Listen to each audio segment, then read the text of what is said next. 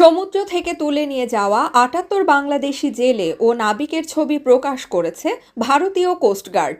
ভারতীয় জলসীমায় অননুমোদিত মাছ ধরার অভিযোগে তাদের আটক করা হয়েছে বলে দাবি ভারতের। মঙ্গলবার ১১ ডিসেম্বর ইন্ডিয়ান কোস্টগার্ড নামে ফেসবুক পেজ ও এক্স হ্যান্ডেলে সাবেক টুইটার বাংলাদেশি জেলে ও ট্রলারের মোট ৩টি ছবি প্রকাশ করা হয়েছে।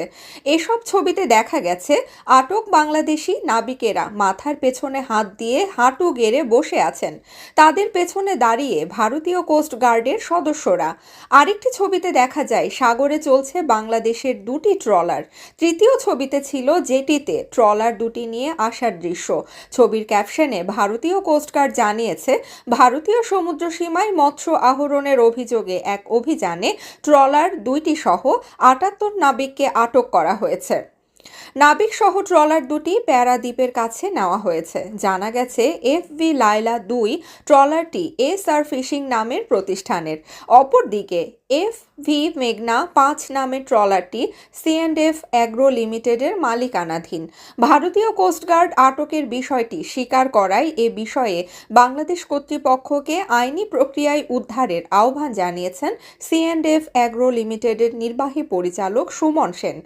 সুমন সেন বলেন, সোমবার সকালে ট্রলার দুটি বাংলাদেশের সমুদ্র সীমার একটি নটিক্যাল মাইল সুমন সেন বলেন, সোমবার সকালে ট্রলার দুটি বাংলাদেশের সমুদ্র সীমার ১ নটিক্যাল মাইল ভেতরে মাছ ধরছিল।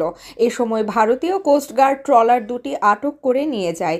এখন যেহেতু ভারতীয় কোস্টগার্ড আটক করেছে বলে ফেসবুকে জানিয়েছে, তাই আইনি প্রক্রিয়ায় যাতে উদ্ধার করা যায় সেজন্য বাংলাদেশ সরকারের সংশ্লিষ্ট পক্ষকে জানিয়েছি আমরা। এ বিষয়ে নৌ পরিবহন অধিদপ্তরের মহাপরিচালক কমোডোর মোহাম্মদ মাকসুদ আলম বলেন, ঘটনার পর বাংলাদেশের কোস্টগার্ড সহ সরকারি সংস্থাগুলো ভারতের কর্তৃপক্ষের সঙ্গে যোগাযোগ করেছে। ট্রলার দুটি উদ্ধারের পদক্ষেপ নেওয়া হচ্ছে। নাবিকেরা ভালো আছেন। গত সোমবার খুলনার হিরন পয়েন্ট এলাকায় অদূরে মাছ ধরার সময় তাদের ধরে নিয়ে যায় ভারতীয় কোস্টগার্ড। সংশ্লিষ্টদের দেওয়া তথ্য অনুযায়ী ৭৯ জনকে ধরে নিয়ে যাওয়া হয়েছে। তবে ভারতীয় কোস্টগার্ড ৭৮ জনের কথা স্বীকার করেছে।